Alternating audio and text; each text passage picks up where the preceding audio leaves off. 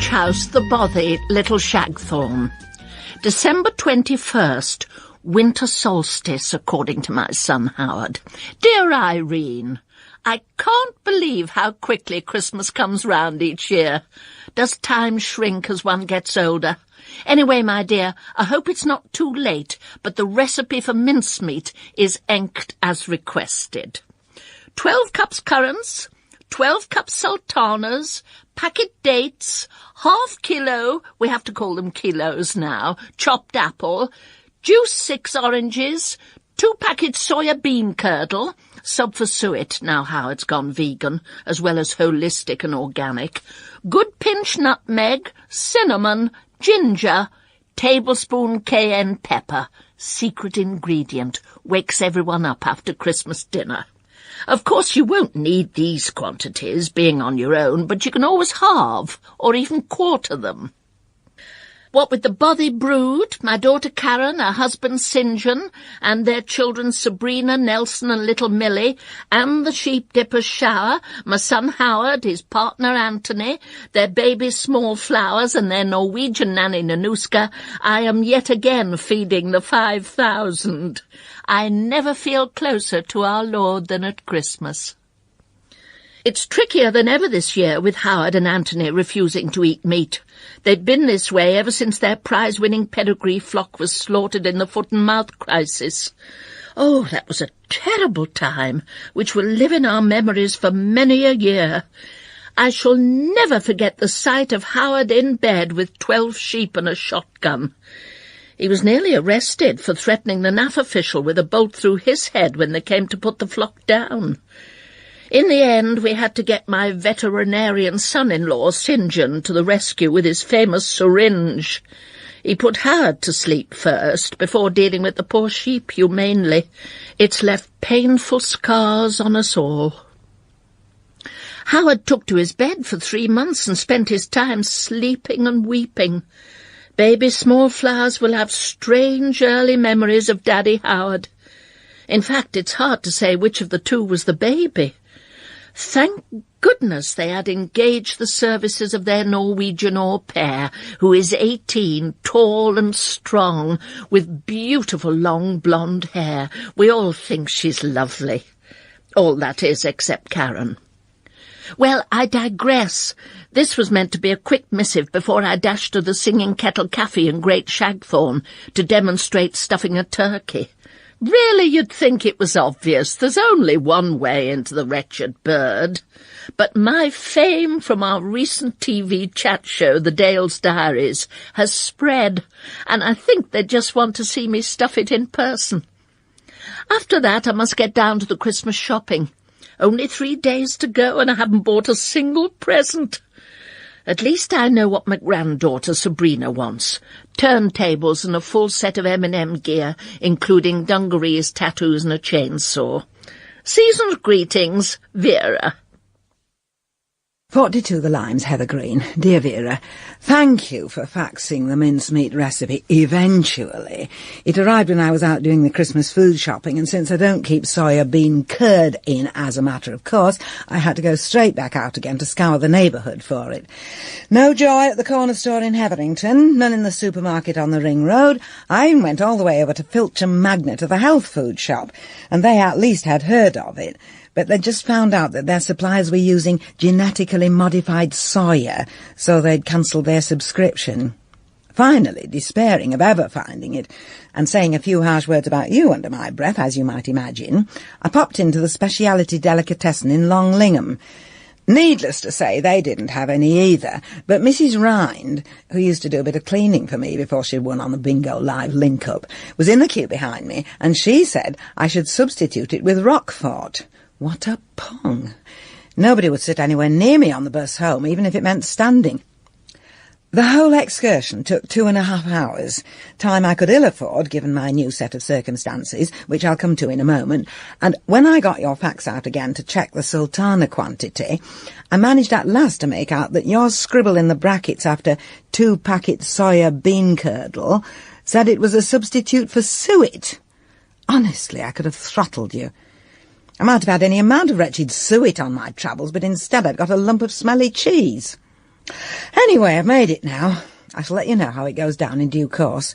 I've promised a batch of 24 mince pies to the church junior Christingle on Monday, and there's no one more critical of the culinary arts than young children. But enough about all that. I'm bursting with my news. While I was out on the wild goose chase you set me, my daughter Leslie had phoned from Australia and left a message on the answering machine. You'll never guess what. She's coming to stay for Christmas and bringing my gorgeous little granddaughters Cheryl, Marie and Bubbles. On a whim, apparently. Just suddenly pined to be with her mum at Yuletide. I forgot to ask her if she was bringing her new husband, Brian, but I'm wondering if there might be some trouble in that department if she's flying halfway around the world at such short notice. He's quite a nice chap, actually, once you get to know him, but between you and me, he's nowhere near Leslie's league. She usually prefers them slim with much more hair, and I know she finds his squint embarrassing. Still, he is the father of her youngest child, so one shouldn't be disloyal. Of course it means that tomorrow I will be in a shopping frenzy. There's no way the Poussin I'd bought for myself will stretch around the lot of us. I'm practically worn to a shred already, what with making up their beds, icing the cake and sticking cloves in oranges to try to mask the smell of the Roquefort. Unsuccessfully, I might add. Actually, I know what will do it. I'll mull some wine on the stove with plenty of spices. I just hope I've got enough brandy. All for now, then. Merrily yours, Irene. Vera at christmascrackers.com. Nota bona, new email address. St. John reinstalled all the PC Tupperware, and I took the opportunity to pick myself an Xmas special. Dear Irene, I notice you sign your last Merrily Yours, so imagine you have already indulged yourself in several glasses of mulled wine. I needn't point out that if you are using my recipe, enked in case not, it is lethal. It's wonderful news, of course, that your daughter Leslie will be descending with her brood to put an end, temporarily, to your solitary life. But isn't it a little early to be celebrating? That sort of thing usually leads to tears before bedtime, and in my experience one already has quite enough of those to deal with in the joyous Yuletide season. I see you make no mention of your other offspring, your long-lost son Christopher. Now that it's some months since he came out, and he has a wife and 2 children, surely he could have extended a Noel invitation. But perhaps they want their first Christmas to be simply en familiar. How many years was he in prison? And feel that an outsider would spoil the celebration. Anyway, I'm very pleased for you that Leslie and your granddaughters are coming. At least it will be an opportunity for you to check whether Bubbles has inherited her daddy's squint. And I hope it isn't just because Leslie's had a falling out with Brian. I remember that was just the kind of thing Karen used to do in her first marriage. Her current husband, St. John, what am I talking about current? I'm sure they'll be together forever, would never allow her to behave like that. He is the most considerate of people, and only this morning has gone out of his way to collect Howard's au pair Norwegian Ninanska and take her into Great Shagthorn to do her Christmas shopping. In her country they celebrate St. Wednesday last, or Santa Claus, on Christmas Eve, which, oh my goodness, is tomorrow. And she wants to put something seasonal in everybody's stockings. It's a lovely thought. And we're having the feast here at the Bothy, as there will be meat involved, and Howard won't have it on Sheepdipper's premises. Talk of the devil, I've just seen him. Howard, that is, not the devil. Coming up the drive. Oh dear, I hope this unwanted visit doesn't mean more trouble. Yes, he's getting out of the yoghurt van, and I can see he's weeping. What did I say about tears before bedtime? Later. Another row with Anthony about restocking the sheep farm. Anthony says they must start again and get things back to normal. Howard can't bear to hand-rear another flock, only to see it cruelly slaughtered. He is now threatening to leave home, and it's not even Christmas Day yet. What is it about this time of year that drives everyone doolally? Well, not us, of course. Well, not me, anyway. All love and goodwill, Vera. P.S. Sorry, I'm sure you had such trouble finding the bean curdle. I always forget Heather Green is so dreadfully provincial. Here we've had no trouble with challenging ingredients since my Dale's Diaries recipes. Our little thoroughfare is positively flowing with provocative exotica. Oops, before I forget, mulled wine recipe. 1 litre red wine, 1 bottle brandy, cranberry juice, honey, cinnamon stick, clove of garlic. Irene at thelimes.heathergreen.com. Dear Vera, when I said merrily yours, I meant just that, only that, and precisely that. Why you have to look everywhere for innuendo, I simply do not know. Likewise, I am mystified, not to say hurt, upset, and quite frankly, almost litigious about why you feel the constant need to cast aspersions on my sobriety.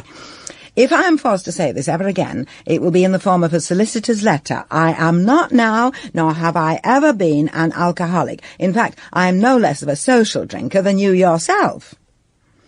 For the record, I did not make up your recipe for mulled wine. I made up my own, thank you so much. A recipe, I might add, which was handed down to me by my mother's mother and which has never failed to elicit astonished reactions from all who have imbibed it since time immemorial. Further, even if I had wanted to make your self-professed lethal concoction, I would never have found cranberry juice within a 20-mile radius of Heather Green. You may call this provincial of us over here, but we like to think that it just makes us peculiarly English.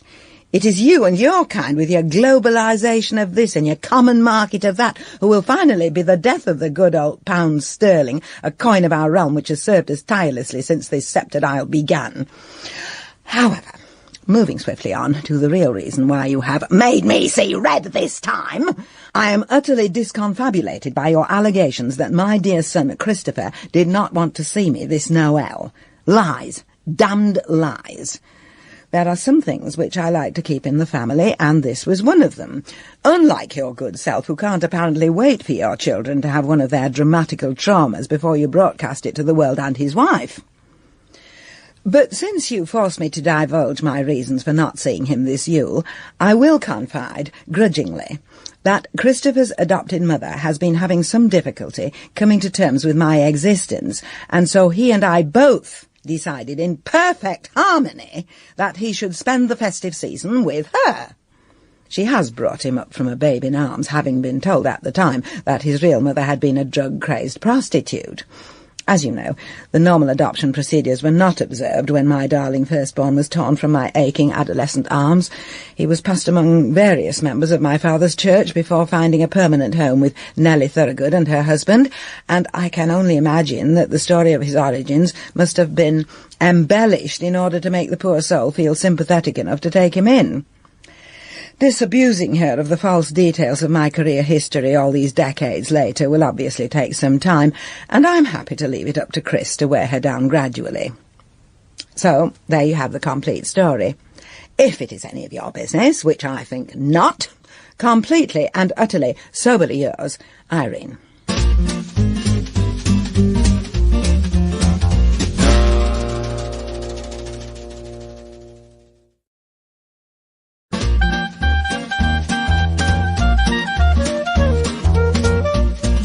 At christmascrackers.com. Dear Irene, it took me so long to read your last compendious email, I simply haven't got time to answer it. I'm already late for a competition at the Singing Kettle to find the best mince pie in the Derby Dales. Naturally, as the local celebrity chef, they've asked me to judge it. We'll deal with your confabulous accusations later. Really? At this time of year, surely it's baby Jesus who should be in the manger, not the dog. V. Vera at christmascrackers.com. Howard dear, if you haven't already sent Irene festive greetings, for goodness sake do it now. She's in a state over something she imagines I've alligated. You know what a touchy, maniacal depressive she is, Mumsy. Howard and Anthony at cheapshag.com. Darling Reen, how are you? Sorry to be so late with greetings, but haven't been feeling much Christmas cheer. I gather from Mumsy you're a bit down too. The attached JPEG will bring a smile to your face. It's our family card, a photo of Aunts and me with our gorgeous baby small flowers. Happy holes and all our love, Howie. Kiss, kiss. Irene at thelimes.heathergreen.com. Dear Howard, thank you for the lovely photo and Christmas greetings. Hasn't Small Flowers grown? And what a jolly idea to dress her up as the Christmas fairy, even with a dummy, and she looks very sweet. And I thought you took your part as the Virgin Mary beautifully, so serene. I'm surprised your mother didn't muscle in as the baby Jesus, given that she always wants to be the centre of attention in every scene area.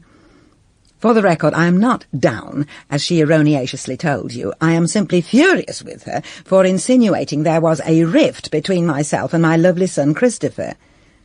Christopher hinted that he might be giving me a digit cam for my Christmas box. I haven't opened it yet, of course, but I've had a good feel and shaken it, and it sounds like it might be one. If so, I'll return the compliment and send you a photo of us all together. All for now, as there's still so much to prepare. Love and Merry Christmas to you and yours. Except your mother, who I'll deal with personally. Reen, kiss kiss. Vera at christmascrackers.com. Dear Irene, I've had such a day. I was judging a culinary contest at the Singing Kettle, but by the time I got to it, the kettle wasn't so much singing as boiling. It was crammed with impatient contestants, and tensions were running high. Great Shagthorne County Councillor Ken Cuttlefish had obviously had a sweet sherry too many whilst waiting. He sidled up to me and muttered that if his wife's pies didn't win, my daughter Karen might find herself in trouble over her recent planning application. I was speechless. Everyone in the Shags knows plans always go through on a nod and a handshake, albeit a funny one. The lengths some people will go to for a trophy on the mantelpiece. I was so incensed, I rejected Mary Cuttlefish's offerings with the comment that her mincemeat would be better suited to stuffing a duck, since it clearly contained sage and onion.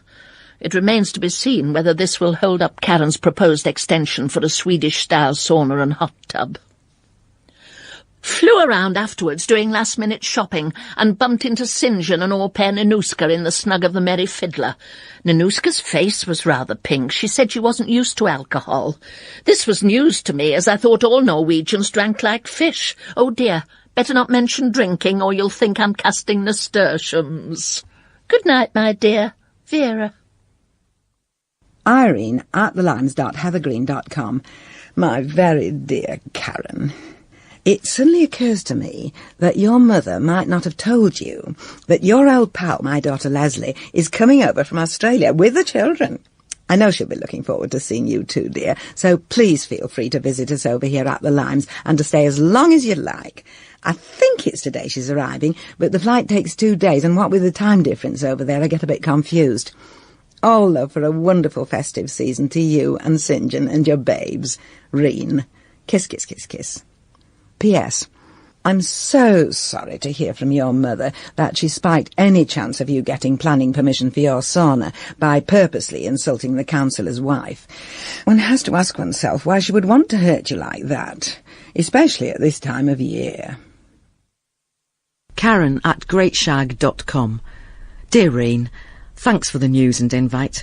I'd love to see Leslie, and frankly, I'll go stir crazy if I have to spend the whole bloody time at the bothy. Ma already isn't speaking to me. I challenged her on what you'd said about her insulting the councillor, etc., and she was furious. Called you a meddling old bag, and 1 or 2 other things I won't repeat as it's Christmas. Hope yours goes with a bang. Love from us all, Karen. Vera at christmascrackers.com. Christmas Eve.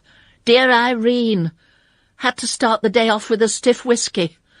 Opened the Shagthorne Gazette and found a letter from Mary Cuttlefish complaining about the mince pie contest and claiming my culinary taste is not so much original as eccentric. To add insult to injury, the editor, whom I thought was a fan, has made it the lead letter. Maybe he's also awaiting planning approval.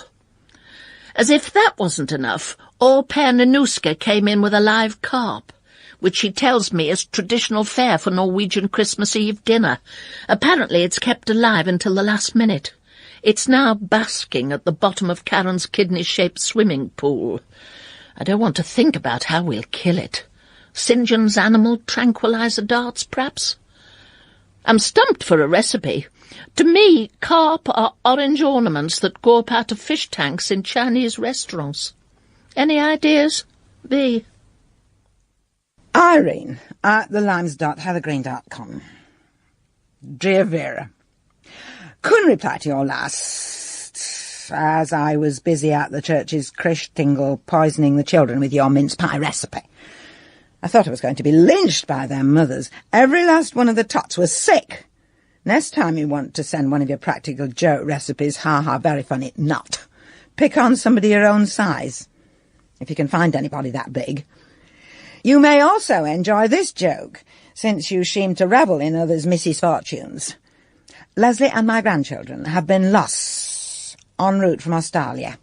Apparently, plane took off without them from Kuala Lumpur while Leslie doing a duty-free Christmas shopping. My eyesight has gone funny due to the strain on my nerves, so there may be a few spelling mistakes enclosed herein. Do not, for one moment, think that I have been over-indulging in mulled wine or the Xmas port Bell next door gave me, because I have not. Irene. Kiss. P.S. I can't tell you my idea of what to do with your golden carp, as I am too much of a laddie. P.P.S. Merry Christmas. Vera at christmascrackers.com. Dear Irene, it took me 3 goes to decipher your last, and I finally decided the best I could offer in return is my Christmas hangover remedy, Enkt. The mince pie fiasco was entirely of your own making. Who in their right minds would substitute Roquefort cheese for suet? I dread to think what you will be offering Leslie and her offspring. Roast turkey with custard, perhaps? Or in your case, brandy sauce. Thank you for your helpful remarks on the carp, but don't concern yourself. I've found a wonderful recipe in Simon Strange's book, Strange Food. As you know, he cooks for celebrity guests on the television, and if coddled carp with dildo and seared lemon marmalade was good enough for Madonna, it's good enough for the bothy. Yours, Vera. Hangover remedy. 3 parts vodka, 1 part tomato juice, drop of Tabasco, slice of lemon, sprig of holly. Or, if you're as desperate as you sound, just 3 parts vodka. Irene at thelimes.heathergreen.com. Dear Vera, Howard, Anthony, Smallflowers, Karen, St. John, Sabrina, Nelson, Little Millie, and Norwegian nanny Nina Suoka. Just to let you know that Leslie and children, and possibly her partner Brian, I keep forgetting to ask her when she phones and she never mentions him, are staying temporarily at the Kuala Lumpur Hilton until seats can be found for them on another plane to bring them to Heather Green.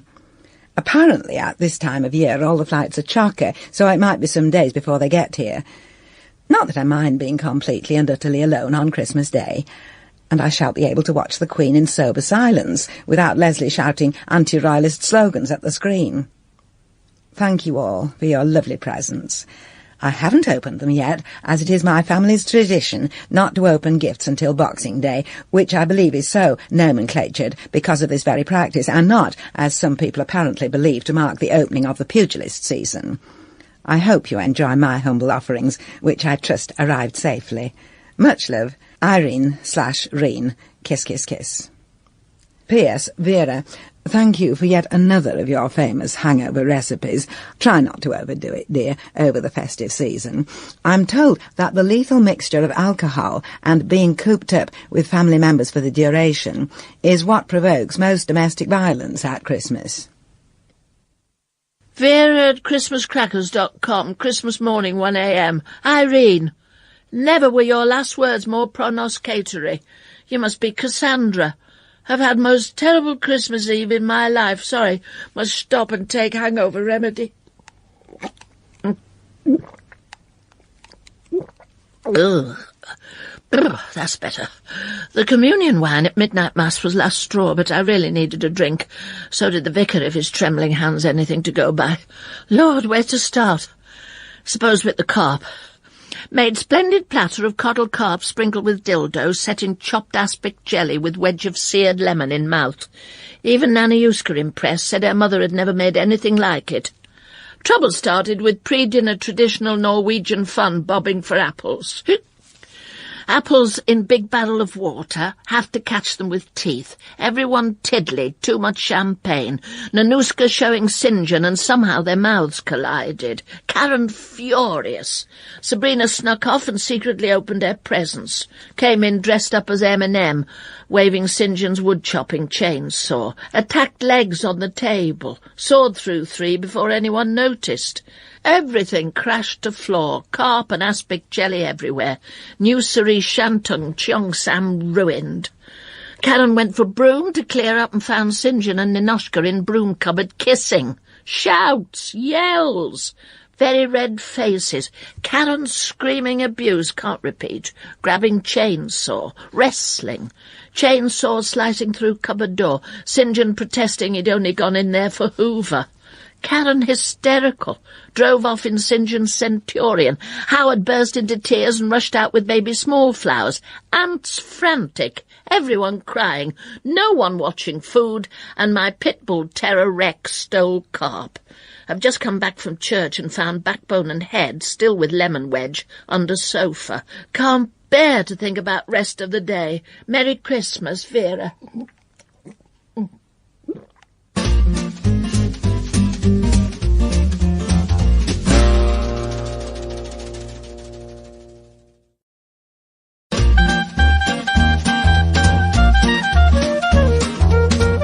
Irene at thelines.heathergreen.com. Dear Vera, as per usual, I have been trying to phone you, but you are constantly engaged. Isn't it time that you got an extra line if you're going to be skirping the web night and day? Or a mobile, perhaps? What is supposed to happen in an emergency, like now, for instance? Of course, your last email explained a lot. Why the BBC go to all the expense of making soap operas and putting them on television, I will never know. They could simply do a 24-hour live link-up with your household, and the nation's predilection for kitchen sink drama would be more than satisfied. Of course, it is none of my business what you and your volatile family get up to in the privacy of your own home, but it does become my business, Vera, when it spills over into mine. It may be no surprise to you, and it would have been less of a surprise to me had I read your email earlier, to learn that at 3:20 a.m. this morning I was aroused from my slumbers by the sound of a Centurion tank taking the quick route through my garden wall.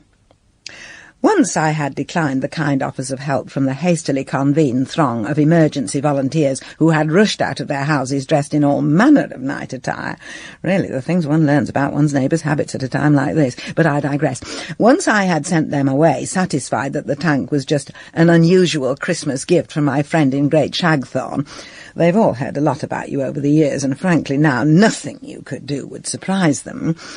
I managed to prise the lid off the wretched thing and found your daughter Karen weeping and concussed inside. So this is just to let you know that she is now safe and sound, tucked up in my put-you-up with a cold compress, sleeping it off.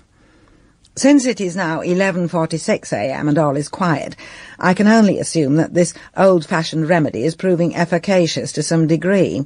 However, any fresh news that you could send me of Karen's current marital status, vis-à-vis St. John and Nana Suoka's Christmas fling, would be gratefully received.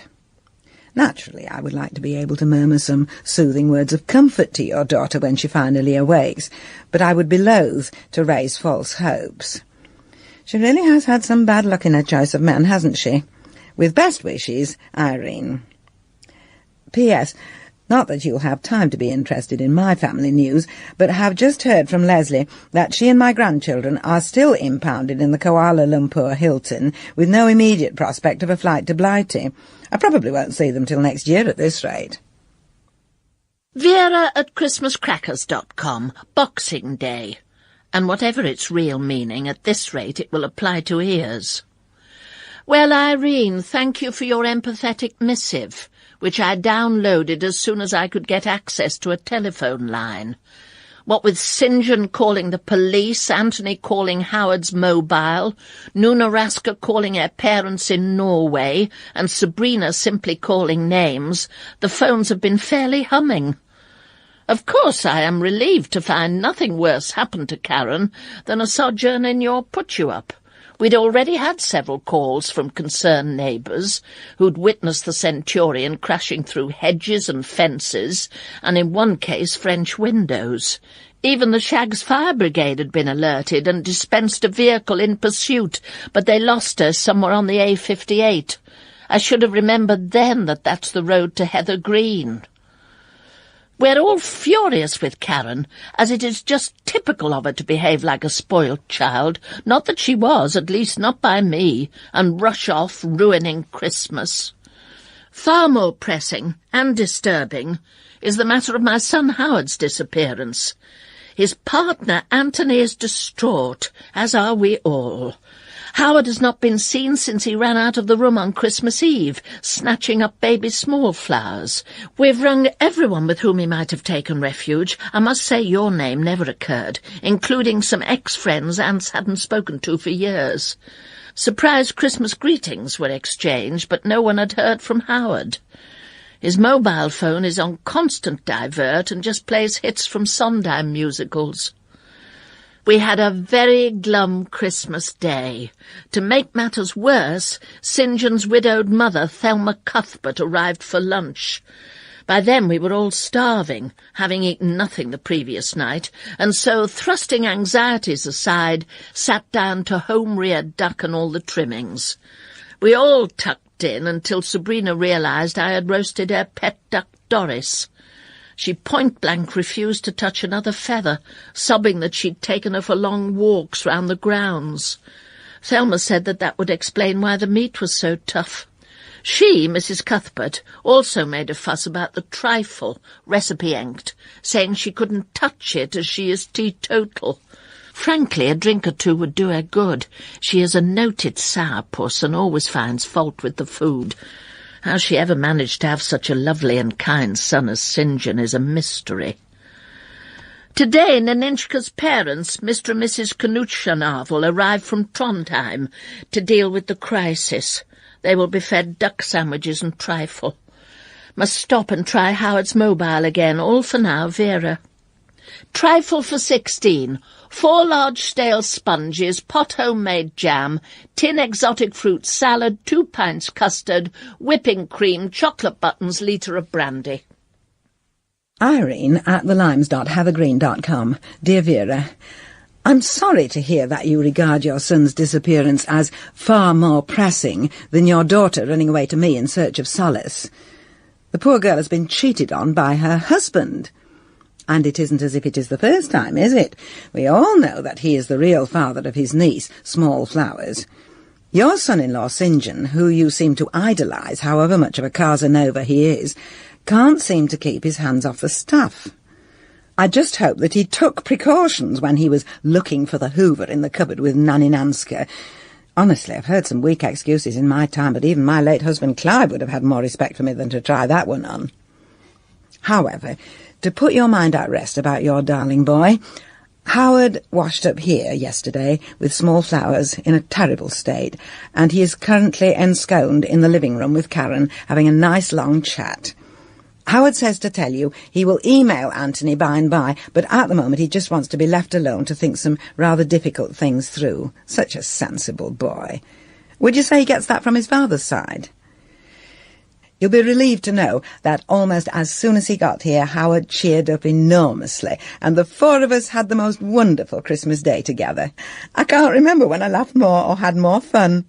After lunch, Karen insisted on doing all the washing up, while Howard and Small Flowers and I watched the Queen, and afterwards she gave me an Indian head massage, which was utter bliss, especially when Howard, not to be outdone, decided to join in on my feet. In the evening we were joined by Beryl next door and got rather merry over a game of charades, which was absolutely hilarious. But nowhere near as dramatic a time as you were having, I dare say. Good luck with the Knutschnavels. I just hope they are more efficient at getting on a plane than my daughter Leslie. The airline finally got her and the children on another flight out of Kuala Lumpur, apparently, but only as far as Dubai, where they are stuck. Just as well, as it turns out, now I've got your son and daughter and granddaughter staying with me for the festive season. I apologised to Howard about having to sleep on my sofa, but he said he would happily sleep on a bed of nails at the moment, just to be away from all the ructions at home. Must go. They're calling me to join in the feast they've prepared. It's so lovely having a full house. Have fun with your two sons-in-law. I suppose Anthony counts as one, does he? Best wishes, Irene, Karen, Howard and Smallflowers. Vera at christmascrackers.com. Dear Irene, thank you so much for reminding me that this is, after all, the season of joy. Relieved that the whereabouts of our errant relatives have now been ascertained, we all made a determined effort and thoroughly enjoyed the rest of the day. Sonia and Harald Knutdotter's novel turned out to be extremely pleasant and really threw themselves into the fun. Harald was especially jolly after 3 helpings of my trifle, which he pronounced Trollhelligen. Naniuska pondered for a few minutes and then translated it as Norwegian for delicious. Sorry, I forgot to include the method in my last. I'll ink it here, as now you have acquired some guests, I'm sure you'll want to try it. We also had a surprise visitor. One of the chaps answered phone when he was frantically seeking Howard. Gwyn had driven all the way from Wales to join in the festivities. He and Anthony were best friends, but apparently fell out when Howard came on the scene, so I'm not quite sure why Anthony rang him in the first place. But then again, he was beside himself and clutching at straws. Clutching was certainly the order of the day when Gwyn arrived. They seemed delighted to see one another again, if the hugs and kisses were anything to go by. We too played games. St. John vetoed any of my literary ones on the grounds of Sabrina's penchant for 4-letter words, though I pointed out that the only one she can actually spell is fame. Instead, we had a round of Pass the Parcel. Sonia won the prize, one of my Christmas puddings, and ended with an arousing postman's knock. I only hope Karen and Howard aren't being rash in abandoning their partners at this time of year. Everyone was tiddly by then and very naughty. Trifle. Soak jam spread sponges in liberal amount brandy. Tip in exotic fruit mix and add brandy. Pour over custard made with brandy. Top with cream whipped with brandy. Decorate with liqueur chocks brandy. Talking of recipes, I publish codled carp with dildo on my Vera's Voyages website. I won't go into all the responses I had. Some people have a very strange sense of humour, but I did get one from someone claiming to be Madonna. She insisted she is happily married, was outraged I'd suggested that she needed a dildo, and threatened to sue me. I mailed back that I thought that was an over-the-top response to a simple herb, unless, of course, she is allergic. Hope you're still enjoying the company of Karen and Howard. I should warn you, they were like this when they were children, cooking up little secrets together, but then falling out very quickly. V. Irene at thelimes.heathergreen.com. Ants, how dare you invite that Welsh trollop over? As if bloody Gwyneth hadn't caused enough trouble between us in the past. It's typical of the insensitive and uncaring attitude you have had towards me ever since the demise of our darling sheep flock. I'm sure Gwyn is aqua with envy now you're a daddy, probably plotting to usurp me. Well, dream on. If he does, you'll never see Smallflowers again. Screw the pair of you. Howie. Irene at thelimes.heathergreen.com. Vera, as per, have been trying to phone you, but engaged.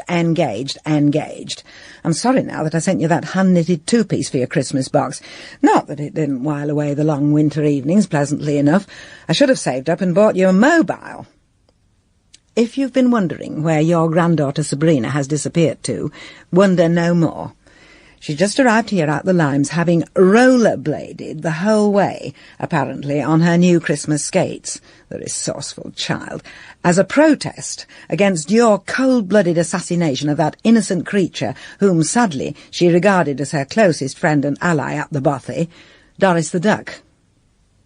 She is none the worse for wear, you will be relieved to know, apart from a few blisters on her toes, and is currently wrapped in her mother's arms in a touching scene in the living room, while her Uncle Howard and her cousin/stepsister Small Flowers make her a hot mug of cocoa. I'm afraid you will have to work very hard to bring her round to you again. Might I suggest you email her, care of me, with an apology? At the moment, her position is that you are a murdering cannibal who has the blood of her best friend not only on your hands, but also inside your tummy. Best wishes, Irene.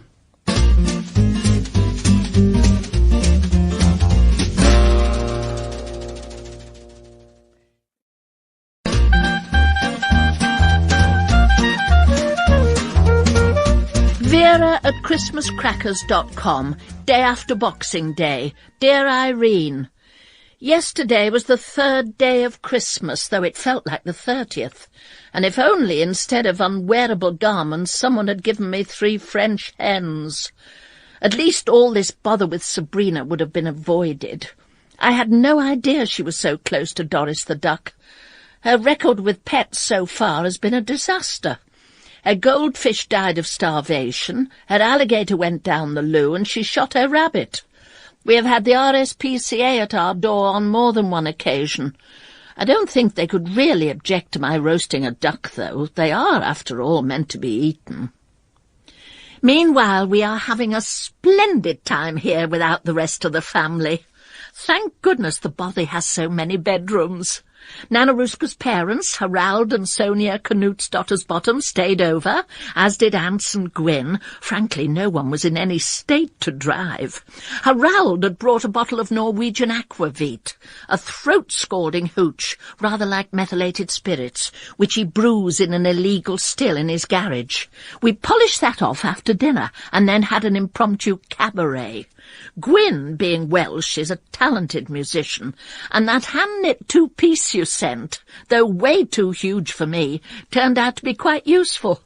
He and Anne dressed up in it and sang a song as Hinge and Bracket. Sonia did a clog dance, and Harald gave us a wonderful rendition of the Viking classic Beowulf, which necessitated him taking all his clothes off. Now we know where Nana Nariska gets her bold behaviour. I retired to bed at 4 a.m. and left them all to it. Heavens, I've just noticed. It's 11:30 already. After last night's activities, they'll all be waking up starving. V. Irene at thelimes.heathergreen.com. Dear Vera, you seem to be so taken over by your new friends and house guests that you hardly spare a thought for your nearest and dearest, who have taken refuge here with me. Howard and Karen are so upset that last night, in an effort to cheer themselves up, they went out to a club. So I babysat your erstwhile much-loved granddaughter Sabrina. The poor little girl cannot seem to come to terms with the dreadful wrong you have done her by murdering her pet duck. While I watched over her into the wee small hours, her sobs gradually subsiding as I rocked her gently back to sleep, I tried to find the right words of comfort that she might learn from this unhappy occasion and grow the stronger for it. By the time Howard and Karen had returned to the fold at 5 a.m. in the morning, my thoughts had marshalled themselves into poem form, and just now, over a late lunch, I read the attached out loud to the 3 of them, which so inspired them that they all wanted to have a go at verse. I attached their offerings too. Read and learn, Vera. Read and learn. Best wishes, Irene, Howard, Small Flowers, Karen and Sabrina. Wise Words for a Happier Life by Irene Spencer. I ponder in my silver years my life as it has been. What wisdom can I give to you from all that I have gleaned? Well, number 1, I recommend old-fashioned toleration. Live and let live, and you will see a happy, loving nation. When things go wrong, then number 2 turns disaster to success. Forgive those who've offended you, and love them nonetheless.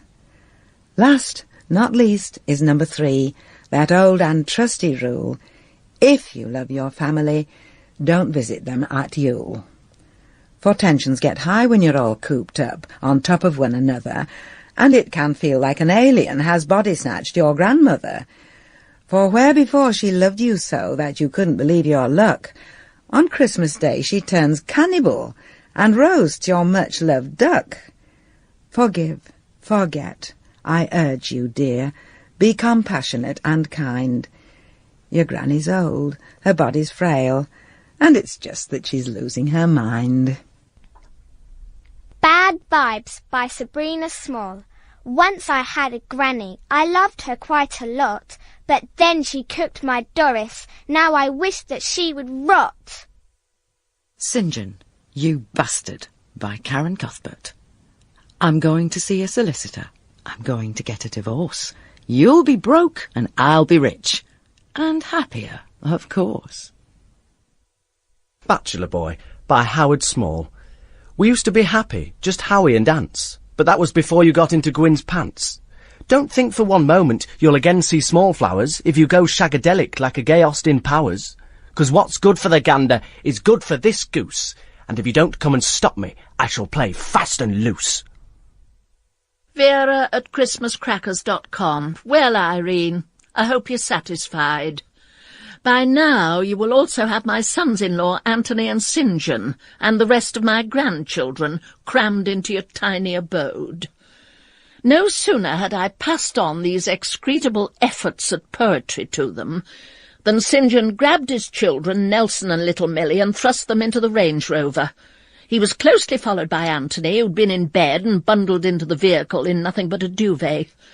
The Knut Schavenhavens have also departed. They were going to stay for the rest of the week, but last night Sonia surprised Harald, climbing the coach-house wall towards my bedroom. Unfortunately, he was naked. He said he was heading for a midnight dip in the swimming pool and had merely lost his way in the dark. But although we both protested our innocence, as if I would greet a prospective beau in a winceyette nightie and rollers, she wouldn't listen. They had a row in fluent Scandinavian, and then she swept him and Naraninskaya away to a skiing trip in the Cairngorms. You will no doubt be gratified to know that I am now completely on my own. 4 a.m. Thought I'd better let you know right away that your daughter Leslie, with their children Cheryl, Marie and Bubbles, but without her husband Brian, apparently they're getting a divorce, have just arrived here by taxi. They got a short-notice flight from Dubai and, with no opportunity to let you know, headed for Heather Green from the airport. When their taxi drew up outside your flat, Leslie witnessed the brawl ensuing in your living room and narrowly missed being knocked out cold by a chair flying through the window. She got straight back into the cab and instructed the driver to take her somewhere more congenital. I have just paid the fare of £45, as Leslie was out of cash. Dubai was obviously very expensive. Don't worry at all. They are safely tucked up in the comfort and security of the bothy. Tomorrow, after a hearty breakfast, we will discuss what they want to do. But as far as I am concerned, they are welcome to stay for the rest of their holiday. Do hope you're getting some sleep. Vera. Irene at thelimes.heathergreen.com. Dear Vera, thank you so much for not bothering to spare my feelings and breaking the news to me as brutally as possible that my daughter is planning to divorce again. One good turn deserves another, so this is to tell you that so is yours. I needn't describe, I imagine, how Howard reacted to seeing Anthony turn up naked as the day he was born beneath the duvet. If Beryl next door hadn't already put the Heather Green constabulary and all my neighbours on full alert by then as a result of hearing the smashing glass, Howard's coloratura scream would have done it. Within minutes of your sons-in-law arriving, the house was swarming with people in their nightclothes, armed with pokers and cricket bats, dashing hither and thither in cacophonious mayhem. By the time the police arrived, I was sheltering under my bed upstairs, protecting the little ones, and with no one calm enough to explain the situation to them, they simply herded everyone outside and marched them to the police station. After they'd all gone, the house, not to mention the entire street, was empty, save for me, little Millie, Nelson, Small Flowers, and Sabrina, all of whom were crying, Barring Sabrina, of course, who was swearing at the new digit-cam my son Christopher bought me. She captured most of the event on video and is sending it attached to this missive. Naturally, I have telephoned Heather Green Police with a rational explanation, but frankly, your family relations are so complex that it sounded like pure fantasy, and D.I. Hogg clearly suspects that I have invented a myth merely to protect guilty people. I only hope that they have thought to give Beryl next door a cell with full facilities, since her nether regions still aren't over their operation, and she gets very little warning when she needs to go. However, of course, it is an ill wind, and if she does get taken badly, she is certainly close to the emergency services. Please tell my daughter Leslie that it is now safe for her and the children to come home, and please come here quickly yourself to take charge of your own grandchildren. Best wishes, Irene. Vera@christmascrackers.com. Dear Irene, we had just finished a full English breakfast, demanded by Leslie, who says she can't get the sausages in Oz, with Leslie giving me all her news and explaining in detail why she was divorcing Brian. I didn't know he had such problems down below, did you? Perhaps Beryl next door has found a soulmate. All I can say is that it was a good job we had already eaten our black pudding when I downloaded your email with attached peg leg. Really, I wish I hadn't. After watching the peg leg with mounting horror, really I thought I was in an episode of Brookside, or perhaps an Italian opera. What notes Howard can hit! No wonder your brandy glass shattered. I straight away phoned DC Hogg. As usual, I encountered his voicemail. He still doesn't seem to have joined the real world and bought a computer. But then the police are always complaining of lack of funds, aren't they? I left a clear explanation, as opposed to whatever you told him, and hopefully that will do the trick. If and when he has a moment in his hectic schedule to listen to it. Perhaps their overnight sojourn will have cooled tempers and heads, and they will feel more in the mood for a rapprochement. I'm afraid with my commitments to hospitality here, I can't just rush up to Heather Green and collect the children. Leslie says nothing in the world would make her leave the luxurious surroundings of the bothy at the moment, and Cheryl, Marie and Bubbles are perfectly happy playing with my grandchildren's Christmas presents. The trick with my four is to keep them busy, perhaps clearing up the mess. There seems to have been a great deal of spillage. Anyway, my dear, with your resourcefulness, I'm sure you'll be able to manage until the so-called grown-ups return to their senses. All for the moment, Vera. P.S. I've attached a transcription of the voicemail message. This is Vera Small with an urgent communique for DCI Hogg. I understand from my friend Irene Spencer that you have most of my family incarcerated in your dungeons. I don't blame you. There have been moments over this vacation when I would gladly have done the same myself. However, I must explain that there are mitigatory circumstances. My daughter Karen has been stupidly hysterical over the fact that her husband St. John fathered a surrogate baby for her brother Howard, the one who missed his calling as a countertenor, and his partner Anthony. To add insult to injury, the silly girl discovered St. John in the cupboard with Norwegian Nanuska, they were both wrestling with the Hoover extensions, and jumped to the worst possible conclusion. My son Howard, meanwhile, is going through something I can only describe as menopausal, hence the screaming. Needless to say, his partner Anthony is blameless. He is not a flasher, but was in the bath as he dashed to Howard's side in an emergency. I do hope this explains everything satisfactorily, and that you will be able to release them all into the community. If not, there are 4 children about to be out on the street, as their current minder is not a good coper, and is at the end of her tether. Thank you, Vera Small. Oh, and Merry Christmas.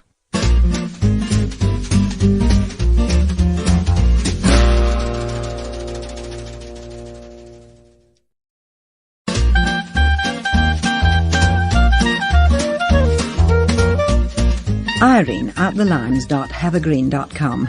Dear Vera, You may be interested to know that, due entirely to my talents of persuasion, Howard, Anthony, Karen and St. John have all been released from police custody, and they are currently en route for Great Shagthorne with the children. The conditions of their release included mandatory family therapy, I believe, which I am sure will be beneficial to all. Please tell my daughter at once that her bed is now vacant in Heather Green, and that I ache to embrace my grandchildren. She can either take a cab at my expense, or I can pick her up myself, whichever she prefers. Jeff Bostock, a neighbour of mine who was falsely imprisoned during the fracas here, was so grateful to me for getting him let out that he has offered to lend me his old runabout while Leslie is over. Best wishes, Irene.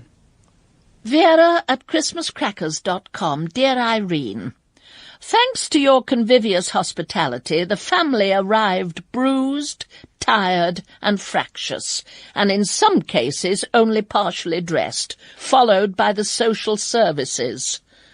I, for one, was amazed they work over Christmas. However, I was appraised by an officious Ms. Doolittle, who looked rather like a Centurion tank herself, that as this was an emergency, she had forfeited her holiday, albeit for a large bonus. She was anxious to begin immediately on what she called intensive family therapy. I said I thought the best therapy would be a hot bath, followed by a proper meal and a good sleep. She took up residence in the Bothy study, which is lined with the tools of St. John's veterinary practice. She inquired whether someone had been torturing the family pets, which sent Sabrina into howls of anguish. I dread to think what she is even now, telling Ms. Doolittle about her psycho-duck-murdering granny. Karen and Leslie were delighted to be reunited, and are still gossiping in Karen's private room in the Bothy turret. I don't see Leslie leaving any time soon, unless, of course, required to by social services. St. John is catching up on Christmas pet emergencies, lots of discarded kittens and puppies, and a family who had cooked their tortoise. Unbeknownst to them, it was hibernating in the microwave. Meanwhile, Howie and Ants are playing bum, while they wait for Ms. Doolittle's summons. By this point in the merry-round, or should I say merry-go-round, I expected to have some time to relax, and instead I shall be catering for a party of 14, including social services. I think I'll try out your boiled beef with prunes. Ms. Doolittle looks as if she could do with a good laxative. Yours exhausted, Vera. P.S. In case you were wondering, Bum is a Norwegian card game taught to the boys by Nanuska. Irene at thelimes.heathergreen.com. My very dearest Christopher, I hope that you all managed to have an enjoyable Christmas and that your adoptive mother wasn't too much trouble. Perhaps you and I may be able, with a joint concerted effort, to persuade her during the coming new year that I am simply no threat to her at all, and that she would not be losing a son, but gaining, what do they call it these days, a biological mother. But all that in the fullness of time, my dear. I'm writing at the moment to let you know of a surprise turn of events. Your half-sister, Leslie, and your two half-nieces, Bubbles and Cheryl Marie, have come over from Australia on a visit and are currently enjoying a brief holiday with my old friend, Vera Small. Do you remember her? A rather large, loud old lady, fond of overbright clothes. Leslie is best friends with Vera's daughter Karen, who unfortunately is suffering from a marital upset at the present time, which is why Leslie is there rather than here. Anyway, I thought you might enjoy it if you and I were to drive over there together to pick her up and bring her and the children back to Heather Green. I have at the moment got the use of a neighbour's old car should we need it, but more likely you will prefer to take us there in your comfortable saloon, and speaking for myself, I love nothing better than to be driven by a man. Would this evening be too soon for you? With all love, from your mummy Irene. Kiss, kiss, kiss. Vera at christmascrackers.com. Dear Irene, don't think of apologising for your unto-forward visit. It put me to hardly any trouble at all. If a T-bone and a tin of prunes can go round 14, it can easily stretch to another 6. I did think it was a little odd that Christopher's entire family, including his real mother, had nothing better to do so soon after Christmas than to descend on total strangers. What you interrupted was in fact a session of acting out therapy, and not, as you presumed, an impromptu episode of Gladiators. After our assessment, Ms. Doolittle suggested that we should take it in turns in a control situation to vent our aggression towards various family members. Unfortunately, Ms. Doolittle's control went out of the window, literally, after a flying tackle from Sabrina, and after that it was everyone for themselves. I'm so sorry Christopher's mother, Nellie, received a black eye. She stepped between Howard and Anthony at just the wrong moment. I must say I thought it was very unwise of you to laugh quite so obviously. Once the fracas was over and we had recovered ourselves and brought Ms. Doolittle round — do thank Nellie for her present, by the way. A corkscrew will always find a use in this household — we all agreed we felt a lot better. Dinner was a triumph. I took some liberties with your recipe, as you will have noticed. The secret was in the stock, a bottle of port, and the extra flavouring. I added the leftover mincemeat. I don't think we will hear any more from Ms. Doolittle and her colleagues. You probably didn't notice, given your state, but they too got terribly tipsy. Ms. Doolittle pitched head first into the bowl of trifle, and Sabrina caught the whole thing on her digicam. I do hope you got back safely with your own warring brood.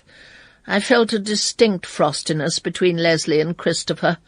She is bound to feel resentful at being replaced as firstborn.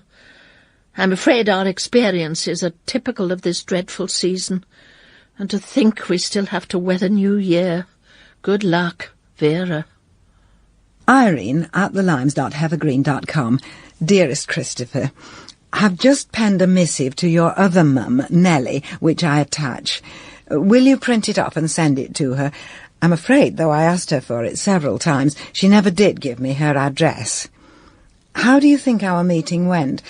I thought we both carried it off rather well, personally.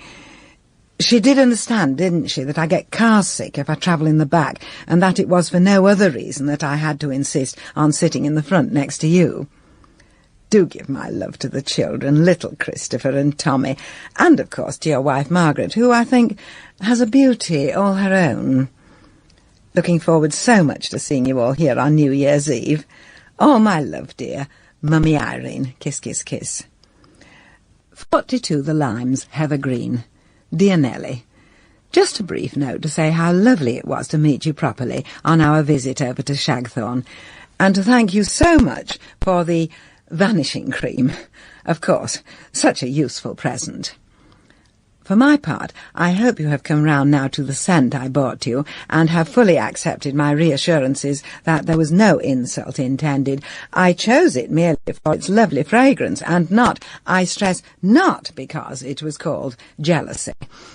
As far as I am concerned, you did a wonderful job bringing up my baby to manhood, for which I give you my heartfelt and eternal thanks. And I know that Christopher is very fond of you, despite the ups and downs you've had in the past.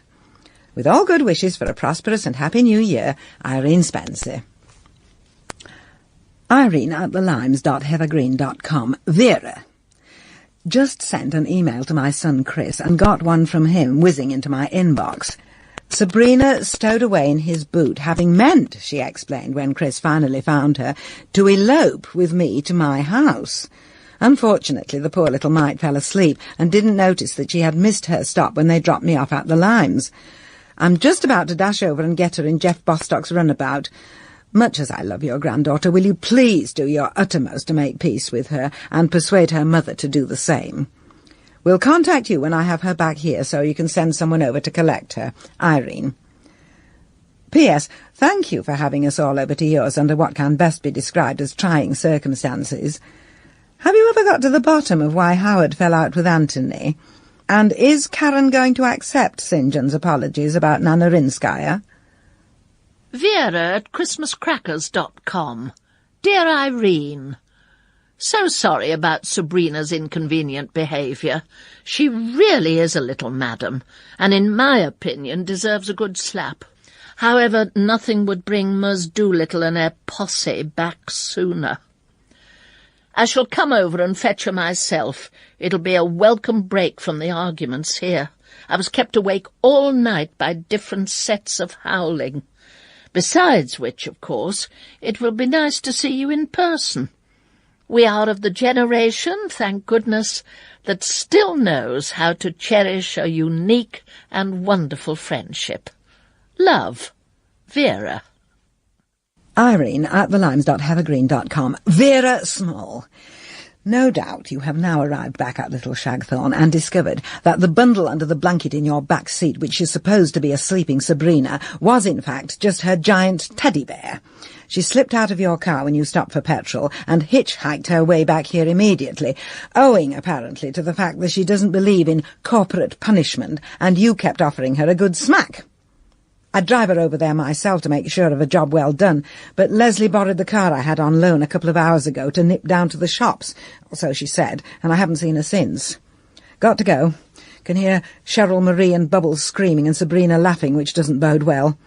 If you are, as you say, a cherished, unique and wonderful friend, you will get here immediately, if not sooner. Best wishes, Irene.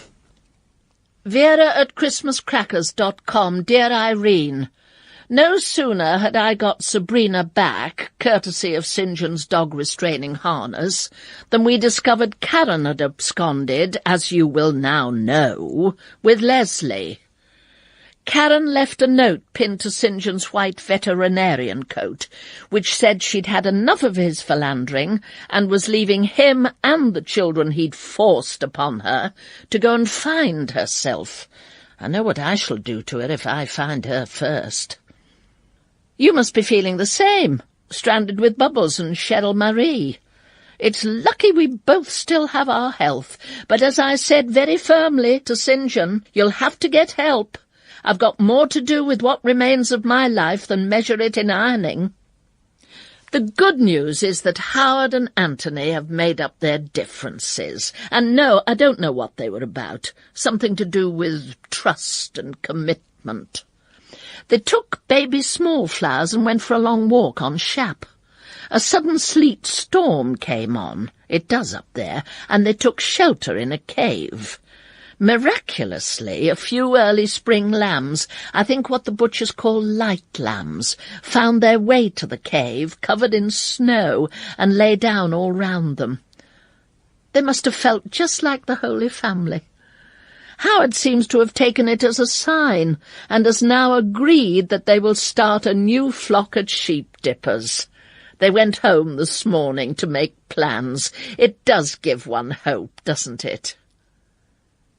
Let's try to use our troubled experience for enrichment and future inspiration. But whatever happens next, let's raise a glass to a happy new year. We deserve it, Vera.